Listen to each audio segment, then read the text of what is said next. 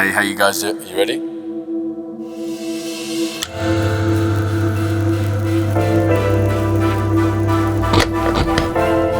In the mixtape. Hola amigos del Mixtape, muchas gracias por reproducir este episodio. Un episodio muy especial porque tenemos a un ícono del pop latinoamericano. Está con nosotros Alex Anwandter. ¿Cómo estás? Muy bien, gracias. ¿Y tú? Muy bien, también. Qué bueno. Muy feliz de platicar contigo. Soy un seguidor de tu carrera desde tus inicios, entonces me da mucho gusto poder platicar contigo y poder, sé que a lo mejor el tiempo no nos va a dar para explayarnos sobre todo lo que ha sido tu obra y todo, pero muy feliz de platicar contigo. Gracias. Platicábamos que estás a horas que aterrizaste en México. Sí. Y hace 8 meses estabas acá presentando un disco nuevo y regresas ahora con otro disco, con un poemario también que en estos días se estaba publicando. Veían tus historias de Instagram que venías compartiendo en el viaje. El avión. Que tienes más canciones de otro proyecto y que estás produciendo. Primeramente, ¿cómo le haces para organizar todas esas ideas? Igual no es tan como suena, en el sentido que muchas veces los proyectos se publican más juntos de lo que se hacen. O sea, no por ejemplo... No, igual quizás sí es bastante, no sé. Sí. No, pero qué sé yo, el libro de los poemas lo terminé a principios de este año, a finales del año pasado. No es como que estuve este año haciendo eso también. Sí estuve haciendo otro disco este año, que publiqué en mayo. Pero eso fue algo justo que quería hacer como un poco distinto, de precisamente no demorarme tanto en hacer un disco, porque el anterior me había demorado bastante. 5 años por ahí más o menos, ¿no? Puede ser. Sí. La tengo en 2018. Sí. Más o menos 5 años, según yo. Claro, y no hubo nada entre medio. Sí, bueno, la pandemia, qué sé yo. Pero es mucho tiempo eso estar, o sea... El Diablo en el Cuerpo lo empecé a escribir, qué sé yo, el 2020 por ahí justo empezó la pandemia, y convivir 3 años con una misma cosa y no publicarlo y no poder hacer los shows, se siente un poco raro, como que uno está medio desconectado de las personas que escuchan. Entonces este disco, El Dime Precioso, se trataba un poco de romper esa desconexión. Pero, digamos, eres una persona inquieta, creativa, ¿no? O sea, como que todo el tiempo estás buscando qué hacer y qué... ¿Cómo organizas? O sea, ¿cómo mantienes? Me dijiste que a lo mejor no lo haces todo en el momento, o sea, no todo está sucediendo al mismo tiempo, pero tienes que ser... La organización me parecería que es un punto clave, ¿no? Para poder aterrizar todo al final. Más que organizado, soy muy insistente. En el cono sur decimos hincha pelota. Soy como muy de... no sé, se me cruza una idea en la cabeza y... es como que... viste que hay gente que tiene problemas como en concretar las cosas que se le ocurren. Mi problema es como no puedo, como que concreto todo lo que se me ocurre. Entonces termino haciendo un montón de cosas. Y me gusta mucho, o sea, tengo la suerte de trabajar en cosas que me gustan muchísimo y me lo tomo como un oficio que se practica y que se mejora con la práctica. Así que estoy mucho en eso, pero lo paso bien. Y uno de estos proyectos es el libro que en estos días estás publicando. Sí. Es 1000 noches de Sudamérica. Uh-huh. No lo he podido leer porque está en esto, pero leí reseñas y hablaba, o sea, lo menciona mucho, que es palabras que decían irónico, sensual, caótico y crudo. Digamos, tú, ¿cómo defines que es un poemario? Sí. ¿Cómo lo defines tú? La verdad no lo defino mucho, en el sentido que la poesía es una de las cosas como más, como de arte más... No sé si abstracto es la palabra, pero más libre de interpretación, ciertamente. Y eso es una de las cosas que más me gusta. Entonces, jamás, o sea, un poco lo que menos me interesa es decir como, no, este libro no se trata de eso, se trata de esto y... Sí, no, más bien que... Exacto, y lo escribí el 18 de julio no sé qué, porque me pasó no sé qué cosa. No, es como, son palabras juntas de manera rara para producir alguna sensación no específica en la otra persona, y eso difiere de persona a persona, es como... No es tan distinto a la música en ese sentido. ¿Y de qué manera se trabaja, por ejemplo, en tu, o sea, una letra de una canción a un poema? Porque, digamos, desde mi perspectiva, pueden vivir, ¿sabes? Como que pueden ser parecidos. O hay poemas que parecen canciones, o hay canciones que parecen poemas. En tu caso, ¿cómo definiste de esto es una canción y esto a lo mejor sí es 100% un poema? La verdad, fue un poco curioso. Creo que yo hubiera pensado, y pensé en un principio que me iba a suceder eso, de que se iban a confundir un poco las dos cosas, y no, como que tenían un carácter re claro cada una de las dos cosas. Yo creo por una parte porque las letras de canciones tienen que responder a rítmicas mucho más específicas de la melodía. Y por otro lado, porque el poema es como que tiene una libertad tan absoluta que después no se puede hacer mucho con eso. O sea, no puedes como martillar un poema. De que se puede, pero queda bien raro. Hay algunos ejemplos y no sé, a mí no me gusta mucho. Ok, porque, digo, hablando de tu discografía, me parece que las letras han sido algo muy importante, o algo en lo que creo que tienes mucho cuidado de que son tan importantes como la música. O sea, creo que la producción es algo que ha sido muy característico en tu carrera, pero también las letras, digo, te podría mencionar frases que tienes tú que son como muy poderosas, y creo que es eso también, si eres una persona que se fija mucho en que la letra aporte a la canción de una manera, sabes, como muy potente, digamos. Sí, o sea, por lo menos lo intento, quiero decir, es algo que me esfuerzo, siento que es muy importante para las canciones que la letra tenga imágenes que sean memorables, como imágenes pregnantes, digamos. Sí.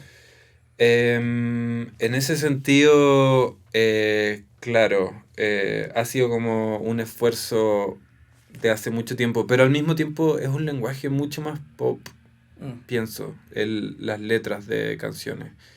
La poesía, de nuevo, es como tiene tanta libertad que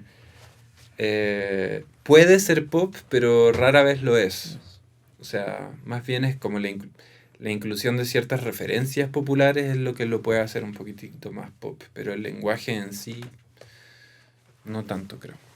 Y en las letras de las canciones, digo, sé que uno de sus artistas que, digo, referente tuyo es Juan Gabriel, sí, que también tenía esto, ¿no? Como que frases o canciones son así, claro, que esas que te sí, destrozan o te enamoran. Mi pregunta va más enfocada un poco a regresarnos unos años antes. Okay. Por ejemplo, digo, Juan Gabriel, digamos, es un artista mexicano. Sí. Pero me da curiosidad saber, por ejemplo, en Santiago, cuando eras niño, adolescente, ¿qué sonaba? O sea, porque me imagino que esa influencia de Juan Gabriel viene de esos años, ¿no? Como no sé si sonaba en tu barrio, en tu casa. Sí, sonaba en la radio, claro. De hecho, medio freak, pero me acuerdo de escuchar más Ana Gabriel en la radio que Juan Gabriel. Okay. No sé por qué. Supongo que más balada todavía. Okay. Juan es como era más variado. Pero sí, es como ese tipo de canción popular latinoamericana es lo que se escucha, lo que se escuchaba en las radios de, no sé, si vas a comer algo. O sea, sí, son como recuerdos de niños que tienes como... Está por todos lados, claro. En mi casa específicamente era un poco distinto porque se escuchaba, o sea, era una época de formato físico. Y se escuchaba mucho, en mi caso, la música que escuchaba mi papá. Y mi papá venía de un lugar bastante inusual en Chile. Él es brasilero. Oh, okay. Entonces, llegó a Chile en los 80, pero todo lo que escuchaba él era música brasilera y música clásica porque estudió guitarra clásica también. Entonces, era una mezcla bastante rara entre la música brasilera, popular, la música clásica y como lo que está sucediendo en Chile a medida que crecía, que después en los 90 eran cosas pop tipo Roxette o Ace of Base, o sea, y ahí entre medio queda uno. Uno es el producto de eso. ¿Y tienes, o sea, recuerdas cuál fue como el detonante en el sentido que digas como, yo me acuerdo que hice esto para que fueras como artista? O sea, que empezaras a guiarte de yo quiero ser cantante cuando sea grande o tocar un instrumento, componer mis canciones. No me acuerdo porque empecé desde muy chico. O sea, mi papá como era músico, cuando yo tenía tipo 6 años me dijo que yo el Gini no me acuerdo, esto me lo cuentan. Tipo, ¿quieres aprender algún instrumento? Y las opciones que habían eran violín y piano y cello, creo, y yo escogí violín, que creo que fue un error. Porque no, es medio como irritante. O sea, me gusta, es lindo, pero sí, es más lindo el piano, siento, o el cello. Entonces crecí haciendo eso y crecí haciendo tipo shows como en mi casa con la escoba. Empecé como de evolución poco a poco de... Claro, entonces más bien fue como que más grande pensé, bueno, tendré que hacer otras cosas, algo que me permita ganarme la vida.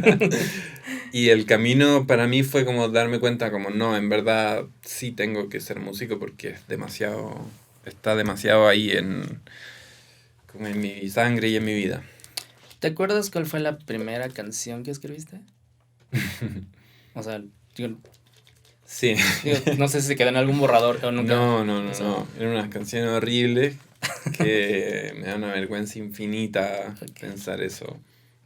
Horrible. O sea, demasiado. De los primeros ejercicios que hacías. Sí. De hecho, yo creo que hice unos por lo menos 4 discos antes de publicar la primera cosa que publiqué. Una cosa espantosa. Tengo un amigo que mi baterista, que todavía toca conmigo, que de vez en cuando, él conoce esas canciones y de vez en cuando me canta un pedazo solo para que me dé vergüenza. Y Teleradio Donoso sí es el primer proyecto en forma donde ya publicas música. Sí. ¿Cómo fue esa etapa? Sé que, en Chile, a nosotros nos llegó muy poco, creo, pero sí llegaba el nombre, pero en Chile sí fue como un proyecto que, digamos, empezaba a crecer mucho, ¿no? Yo estoy un poco confundido, o sea, como que siento que sí, era como algo que llamaba un poco la atención, pero al mismo tiempo tampoco era como que llenábamos estadios ni nada remotamente parecido. Yo no gané ni un solo peso cuando tenía esta banda. Que creo que significa algo también de la popularidad de la banda, o la falta de popularidad de la banda. Y Chile es un lugar, es como el opuesto de México, en el sentido que es muy negativo. Como que hay culturas latinas que son muy positivas y como de apoyar a los artistas, y Chile es lo contrario, es como que te hacen la vida imposible hasta que sobrevives la guerra y ahí ya, bueno, pasaste. Pero esos años yo tengo como el recuerdo de estar pasándolo muy mal. Poco después llega Odisea, que es tu primer ejercicio como solista, que creo que sí visualiza mucho lo que iba a ser como tu carrera de cierta manera. Te acercabas al pop, venía un poco más experimental porque hay canciones un poco largas. Y después llega, yo creo que el gran golpe de tu carrera, el primer gran golpe de tu carrera, que es Rebeldes, ¿no? Un disco que si bien, por ejemplo, aquí en México nosotros ya había llegado Javier Amena, Jepe, Pedro Piedra, o sea, como que eso fue como un nuevo, siento que abriste como un nuevo portal hacia todo lo nuevo chileno que nos llegaba, que resultó como Protistas, Facuta, Denver, ¿quién más llegaba? Otra banda que se llama Macarroni, me acuerdo, o sea, como que era una nueva oleada de claro, había una... Pero siento que tú, o sea, como que con ese disco tú abriste como ese nuevo portal. Sobre todo, creo que algo que caracterizaba mucho es que era de las primeras veces que yo, en mi ya como más conciencia de música, que un disco empezaba como a tener ser como internacionalmente reconocido. Que era un disco de alguien latino, ¿sabes? Sudamericano. tú en ese momento cuando sacas este disco, ¿estabas consciente de lo que estabas creando? ¿O también fue como, pues lo saco y... O sea, mi pregunta, perdón, deja de terminar.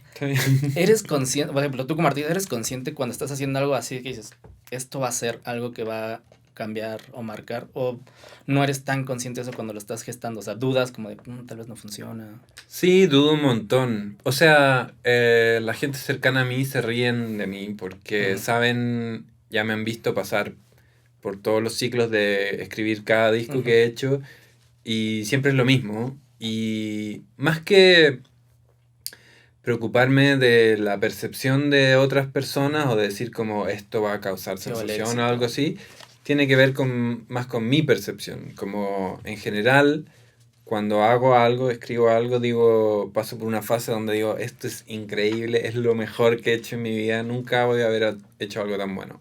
Y después pasa un tiempo y me cambia totalmente la percepción y encuentro que está pésimo, mejor me retiro de la música. Después pasa otro tiempo y digo, va, no está tan mal. Después lo toco en vivo y digo, esto algo hacen las personas, no sé. Es todo como una psicosis, como un carrusel que ya he aprendido a poner en su lugar también. Okay.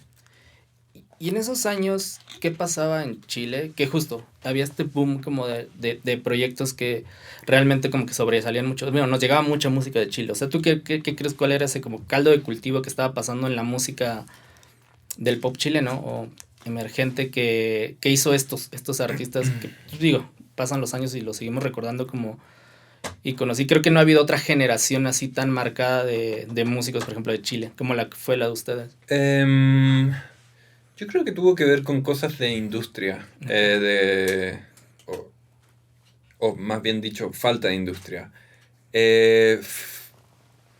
A ver, retrocediendo un poco. Chile tuvo dictadura hasta el 89.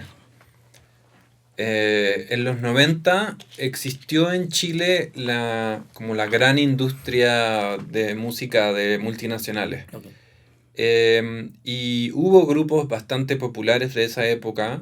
Algunos cruzaron fronteras de manera más de mayor impacto que otros. Pero da lo mismo. El tema es que a principios de los años 2000, que fue como justo cuando decidí empezar a hacer música, esa industria colapsó. Okay. Y las multinacionales recibieron órdenes de no firmar más artistas chilenos. Entonces, repentinamente, no había financiamiento para desarrollar músicos, para empezar a ser músicos. De hecho, la mayoría de los artistas que tú nombras, ciertamente los que sobrevivieron en su carrera, recibieron lo que solo podría describir como mecenazgos. Alguien tomó a cada una de esas personas y los ayudó. A mí me ayudó un ingeniero, por ejemplo, Carlos Barros, que básicamente me auspició con su estudio de grabación para que yo grabara todo lo que quisiera y aprendiera todo, no sé, todo lo que pude aprender esa época. A Javiera tenía una relación similar con Christian Heine, etc. Entonces hubo como esa mezcla como de vacío de industria que se tradujo en una libertad creativa que antes no existía, porque no había que imitar a nadie, era simplemente hacer. Sí, no había presión. Porque no había, es como medio como que no había futuro, entonces da lo mismo. Y eso produjo, esto es toda una teoría que medio que inventé yo, capaz que no es así. Yo encuentro que produjo una libertad creativa que no existía en otros países. Junto con un gusto por el pop clásico y contemporáneo de esa época que tampoco existía en otros países. Me acuerdo antiguamente en México, por ejemplo, o en Argentina existía el discurso de el pop como algo banal y superficial y algo como medio basura. Y el rock era como el territorio de la autenticidad y de la profundidad. Y a nosotros simplemente no nos importaba eso. Sí, solo era entonces hicimos cosas como con sentimiento, con oficio, bien hecho, pero en un lenguaje que era como nuevo, entre comillas, para para Latinoamérica en ese minuto. Esa es toda mi teoría, que puede ser completamente inventadísima. Y justo en esos años es cuando por primera vez vienes a México, que según recuerdo tu primera fecha fue en el Caradura y después Vive Latino. Puede ser, sí. Sí, según yo, esos son mis... Te creo. El Caradura, sí. Caradura, que eso debe haber sido 2011. RIP, ¿o no? Sí, ya. Después, prepandemia creo que ya, desde ahí ya. Okay. Y justo ese era el que tenía como una columna como subías en el medio como una escalera y era como un cuartito. Ese creo que era el Imperial, ¿no? Sí, el Imperial. Sí, el Imperial. Pero bueno, llegas a México y es justo el primer no sé, bueno, ¿llegaste a venir antes a México como turista o era la primera vez total de México? No, sí. Vine a tocar durante muchos años, yo diría que 10 años solo vine a México a tocar. Hace poco vine por primera vez a pasear. Y vi las pirámides literal el año pasado, por primera vez. Después. Sí. Bueno, llegas a México en esos tiempos. ¿Te acuerdas o tienes amigos musicales mexicanos de esas épocas? O sea, que te hayan recibido, que hayan dicho como, oye, lo que haces me gusta. O sea, y sí, la primera que se me vino a la mente es Julieta. O sea, desde esas épocas ya... Claro. Julieta me iba a ver al Caradura, se ponía a bailar al frente, ya no sé, no tantas personas. Me acuerdo una de esas, después de uno de esos shows hicimos, como dicen ustedes, una peda épica en el Caradura, ahí mismo con Julieta. Ella fue de las... No sabes, ¿de ahí nace tu amistad con ella? ¿O fue poco? Bueno, a partir del primer contacto. Por ahí sí, por esa época. Tiene que haber sido después del Rebeldes. Claro, porque yo la invité a cantar al disco que siguió al Rebeldes, que fue La Amiga. Así que desde ahí que nos conocemos, claro. ¿Y algún otro amigo musical? Me acuerdo en esa época de frecuentarnos un poco con Juan Manuel Torreblanca, también es eso. Que es como un poco de pop, de esa generación más también mía que de Julieta.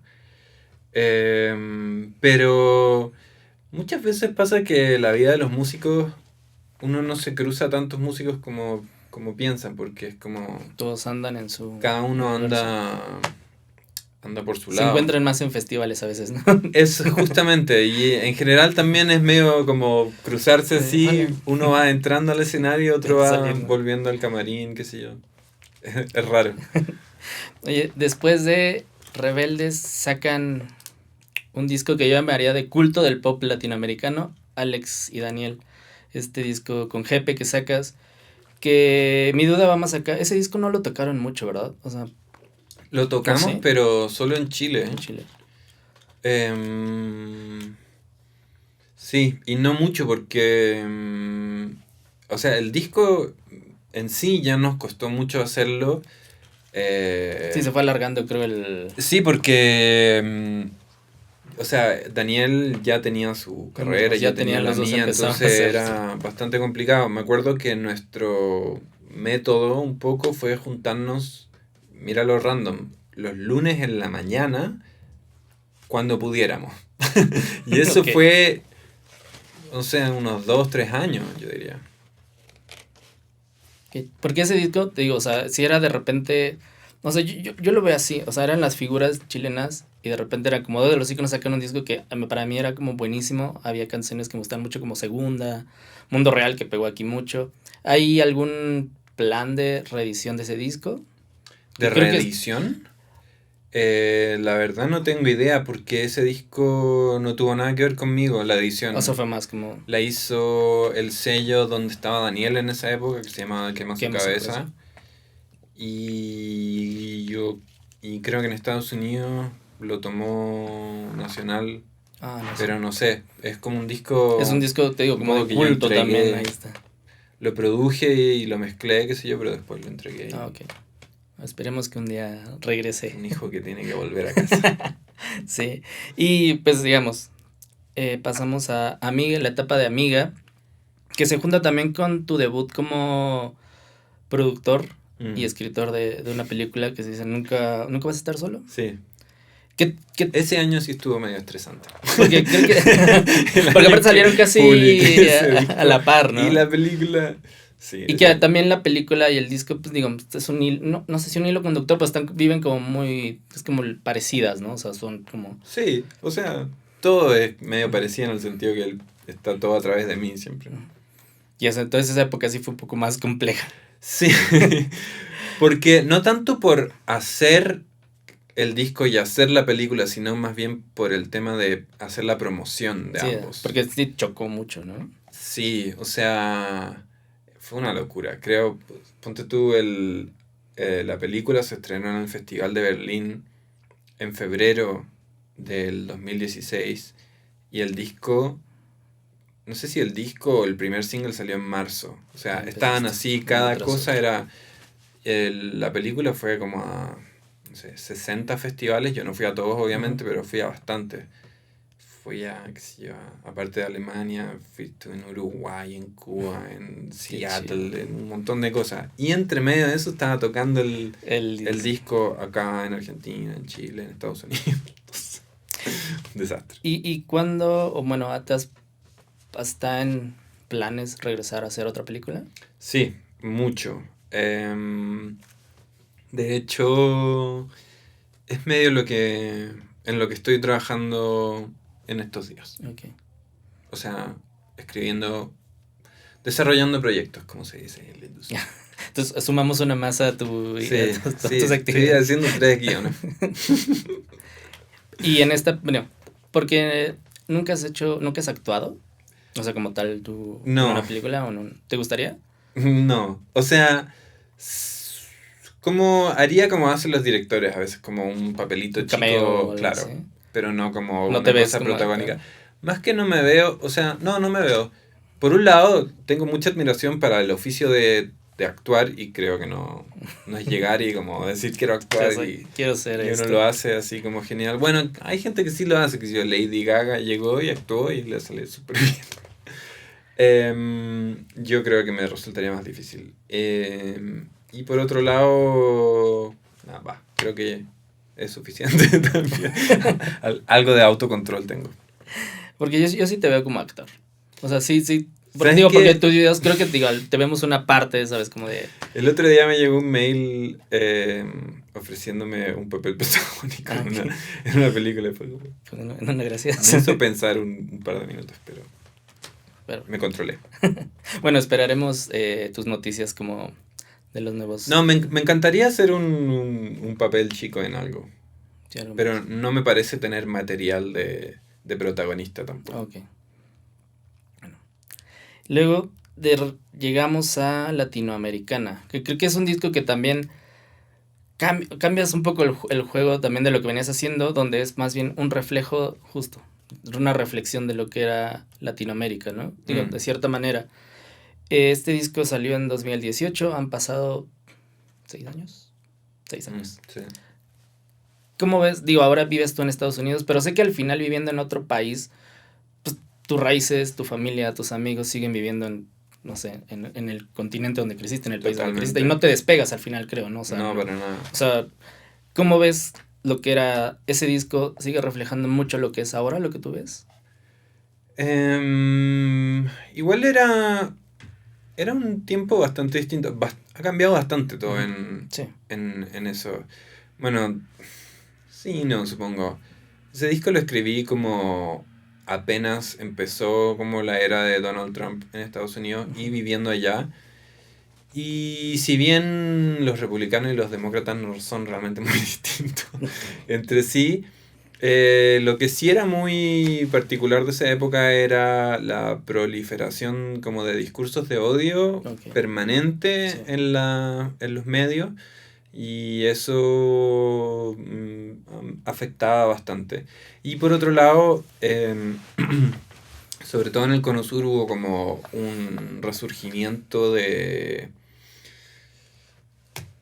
voces fascistoides importantes, con Brasil y una luego, generación que no queremos, no sé. Exacto, luego en Argentina y en Chile también. En Chile zafamos, pero ahí está también como latente. Así que no sé, es un disco medio negativo, pero igual tiene algunas canciones lindas. Te digo que creo que al final también, creo que ahora me hace un poco match lo que decías de tus influencias musicales de niño en ese disco. Creo que ahí justo exploras mucho más, hay cosas más brasileñas, un poco de jazz de repente, sí, funk. sí, es bastante como de la música brasilera. Y también supongo que irme de Chile me hizo tener como que solidificar una identidad un poco menos chilena y un poco más latinoamericana, en el sentido que yo vivo con un mexicano y la mayoría de mis amigas son argentinas o viven en Argentina, como Julieta, y luego tengo este lado como brasilero muy fuerte que fue realmente la cultura con la que me crié. Entonces, claro, obvio Chile está presente, pero también están presentes todas estas otras cosas. Digo que al final, no sé si tú lo ves así y no sé si es algo que realmente te guste, pero, o sea, de cierta manera tu música es de protesta sin serlo, ¿no? O sea, no eres un artista creo que sale a marchar o tal vez sí, pero con tus discos al final, o sea, traes un discurso que es bastante poderoso de, ¿sabes? Como de protestar ciertas cosas o, ¿sabes? Como que contar como la historia de otra forma. No entendí la pregunta. Repito. Sí, o sea, tú no te ves como un artista de protesta. Si me veo o si no me veo, sí. No, o sea, no sé. Es como más... Es una pregunta que me hacen bastante, como tipo... Y tengo claro una cosa, no pienso en mí mismo como un activista. Siento que ser un activista es una cosa mucho más concreta, con efectos mucho más concretos en la vida material de las personas. Y en ese sentido como que no asumiría ese papel, ese rol. Claro, eso, o sea, no me autonombraría eso. Pero también hay algo medio absurdo en como andar negándole a la gente. Sí, o sea, si alguien ve como que alguna canción tiene algún efecto, aunque sea como incuantificable en la sociedad. Y bueno, y sí, las sociedades necesitan canciones que hablen de sus problemas específicos. Y a mí me gusta hacer eso, me gusta hacer canciones que hablen de nuestras realidades. O por lo menos de las realidades que yo veo, o de mis contextos, qué sé yo. Pero por ahí sí me parece más importante salir a marchar que hacer canciones sobre cosas. Bueno, pero digamos, al final las dos... Se pueden hacer las dos cosas. Y de hecho lo hacía también cuando me tocaba en Chile, 15 años marchando. Luego llegamos a Tu Historia, que es el disco que produces a Julieta Venegas. ¿Qué historia? Tu historia al disco de Julieta. Que llegas Julieta Venegas, que yo tengo algo muy marcado, que me gustó mucho, que es cuando gana Julieta el Grammy. Que lo primero que hace es buscarte. Sí, qué vergüenza. Yo no iba a subir, pero como que Julieta no dejaba de decir mi nombre. Sí, era como, ya. Que a mí me pareció un acto de humildad de ella, ¿no? Sobre todo que creo que es lo que la marca ya como un artista grande, eso, como de, se pudo haber quedado como de, bueno, es mío, y, ¿sabes? Y no fue como de, lo primero que hizo fue, ¿dónde estás, Alex? Sí. Creo que muy eso, lindo, o sea...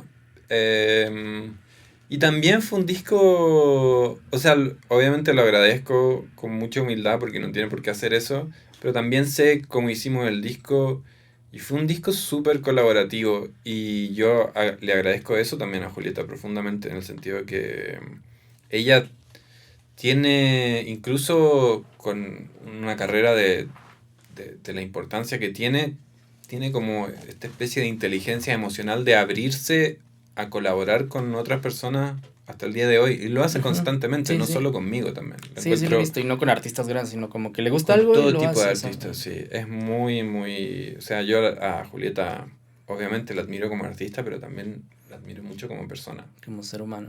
Sí. De esas sesiones de grabación, ¿tienes alguna anécdota así que digas como, me quedo mucho con esa... con esos procesos? Lo primero que se me vino a la cabeza es medio random lo que voy a contar, pero cuando estábamos grabando el disco fue el papá de Julieta a las grabaciones a quedarse unos días porque nos fuimos a como una granja en el estado de Nueva York, no en la ciudad. En el medio del invierno estaba nevando, que sí, bien bonito. Y el papá de Julieta era un personaje, el fotógrafo, y se ponía como a grabar cosas y se ponía como, yo estaba como haciendo tomas de bajo o de instrumento y se ponía con la cámara como a esta distancia de mí. Y Julieta como que se ponía a retar a su papá y entraban con una dinámica como padre-hijo medio como que uno no se imagina que es parte de una grabación de un disco profesional, pero era muy lindo y lo pasamos muy bien, fue un proceso realmente muy lindo hacer ese disco. Y me pongo medio fan, pero encuentro que es un disco muy lindo, quedó muy bien. Me siento re orgulloso de ese disco. ¿Y haber hecho ese disco te influyó de alguna manera en lo que ahora tú haces? O sea, como que sí cambias de alguna manera. Totalmente. Lo que... no solo me influyó viendo a Julieta trabajar, que sí era bastante impactante ver a alguien del nivel de ella como componiendo ahí in situ y yo estar como ver un poco cómo funciona su mente o tu energía en esos minutos, que no sé si se puede aprender tanto porque ella es ella y yo soy yo. Pero una cosa que sí aprendí y que me gustó mucho fue, y que no solo fue con el disco de Julieta, también fue con otro disco que produje que también salió este año, el de Juliana Gataz. Y era que en ambos discos me concentré mucho en pasarlo bien y que ellas estuvieran bien y que se sintieran súper cómodas en cada minuto del proceso, nada de como, no sé, nada de estrés, nada de como de andar criticando. Y me di cuenta que yo no me trataba a mí mismo así también cuando me producía a mí.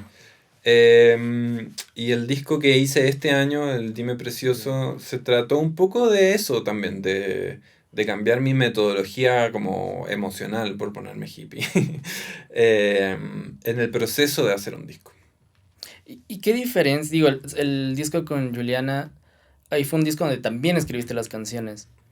Ese disco es bastante distinto en el sentido que es como... Yo lo pensé como los discos que hacía Juanga para Rocío Dúrcal, por ejemplo. Era como Juliana Gataz canta a Alex Anwandter. Okay. Entonces el disco lo escribí lo escribí pensando en ella, lo produje completo, lo mezclé, básicamente solo no lo mastericé. El disco de Julieta lo hicimos muy en conjunto. Hay canciones que solo escribió ella y yo dije... Esto es increíble. Vamos. No tuve que hacer nada. Y por ejemplo, con el disco de Juliana, ¿cómo le haces, por ejemplo, de que escribes una canción y decir como esto se va para allá o esto tal vez me lo quedo para algún proyecto mío? O sea, ¿cómo no ceder a de repente decir, es que esto tal vez está bueno y... o sea digo, a mí me costaría, pensaría yo, como de decir, es que esto creo que me quedó muy bien y mejor... Tal vez lo puedo explorar. No, o sea supongo que me gusta dar, me gusta entregar cosas. Encuentro que cuando uno regala algo, uno gana algo también, uno recibe algo y es lindo, me encanta. Y también, ¿cómo decirlo? Las canciones tienen un cierto espíritu que encuentro importante respetar también. O sea, escribía una canción y era como, bueno, esto es claramente no tan para mí. Claro, también hay, sí, creo que hay canciones que me las dejé, pero no era como, Juliana no se merece esto. No era como, esto no tiene nada que ver con Juliana. Se acomoda más a... Y ahorita justo en tus historias veía que sigues produciendo y produces o estás produciendo, va a salir el disco de Mariana Wolf. María Wolf, que es una artista argentina, que ahí tengo mucha curiosidad porque el EP que tiene es como de jazz experimental. ¿Se puede saber un poco qué hicieron? Sí, claro. Es un disco debut. Es muy raro hablar de esto porque siempre durante un tiempo me preguntaban como, ¿en qué estás trabajando? Y decía, estoy haciendo un disco debut. Me decían, ¿de quién? De María Wolf. No la conozco. Yo, claro, yo sé que no la conocen, es que es el disco debut. Entonces, claro, lo puedo describir, pero Sí. falta conocerlo. Es una amiga mía, es de mis mejores amigas del mundo y vive en Argentina también. Y es una chica que escribe sus canciones, toca piano muy bien. Viene un poco del mundo del jazz, pero es un disco más bien que yo llamaría como de un pop minimalista, sofisticado, mucho más sofisticado que la música que hago yo. Es como María hace unos acordes que le tengo que pedir, Así de que, por favor, enséñamelo bien porque Ok. no tengo idea qué está haciendo. Pero que algo como lindo y pop también, al fin y al cabo, no es como, uy, qué raro.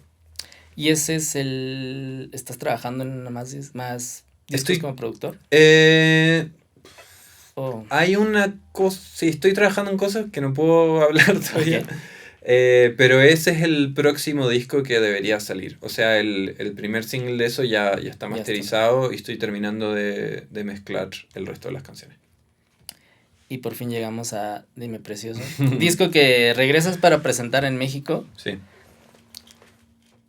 Este disco, no sé, yo no sé cómo lo definiría, pero sí es, o sea, también como un poco este abrazo cuando en esta incertidumbre que de repente post pandemia tal vez todavía nos sigue como, no sé, como este miedo, ¿no? Como a la incertidumbre, como sentirse como, no sé, por ahí yo lo sentí así, ¿sabes? Como que no es un disco tan de fiesta como, digo, entre comillas, como tal vez era El Diablo en el Cuerpo, que desde el nombre ya era más provocador, ¿no? Sí. Acá creo que es esto, no sé si me estoy equivocando desde mi percepción un poco, pero va por ahí un poco, como...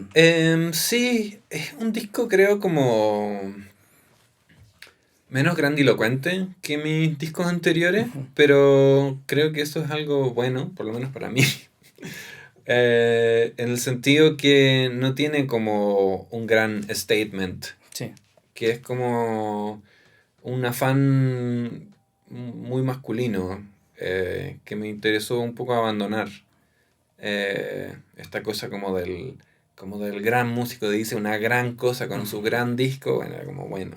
ya. No, esta es como una pequeña postal que mandé desde un viajecito que hice y no tiene un carácter más importante que eso. Ahora, el disco tiene un montón de canciones que me gustan y creo que está igual de bueno que otros discos que he hecho. Pero como te contaba hace un rato, gran parte de lo que se trataba, este disco era sacudir un poco mis métodos O sea, como liberarte un poco de mí de mismo.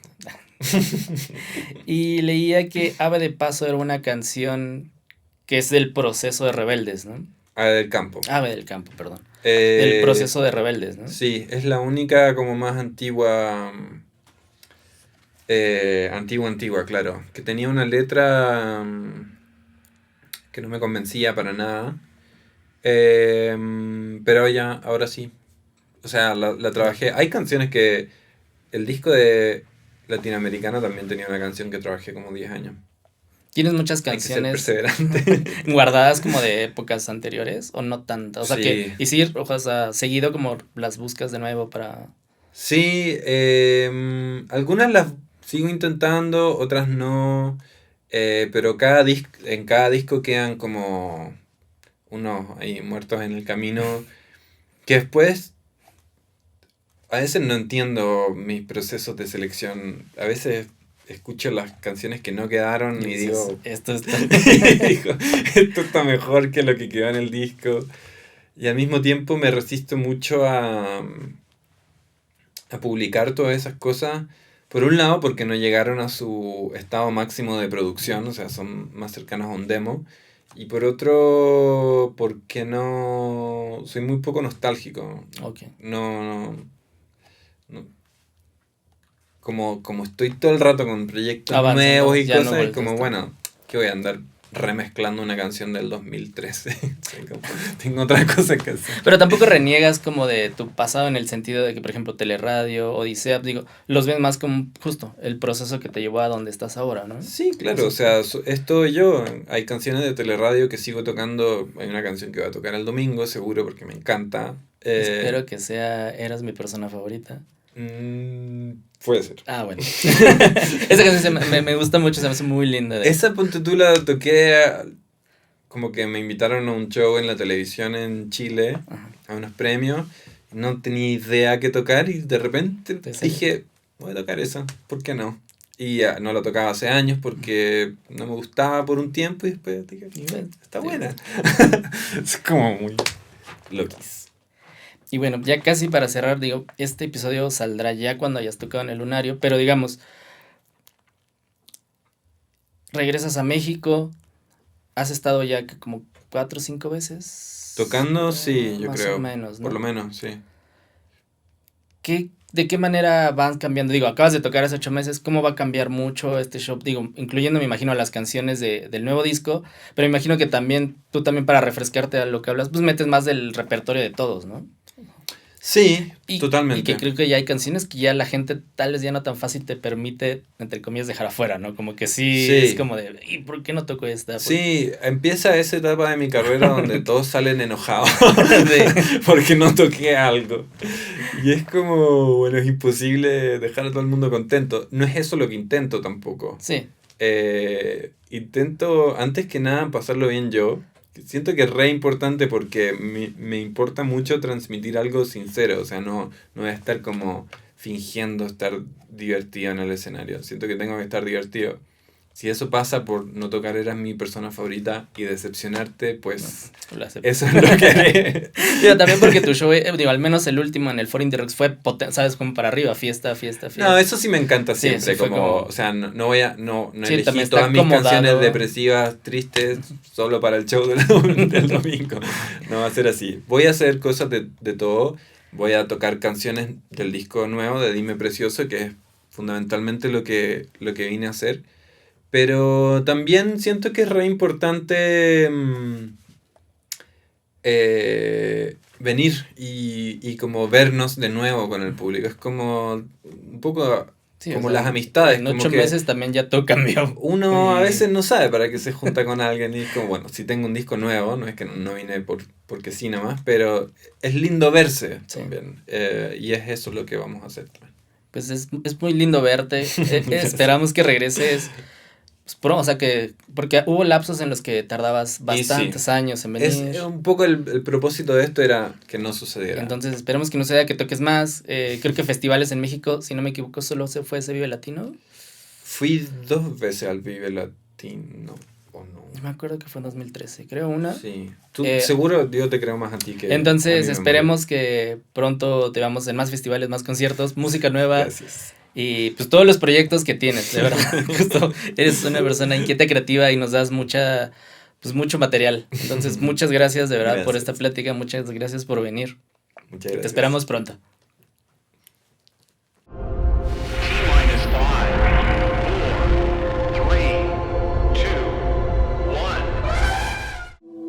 Hey, how you guys? Are you ready?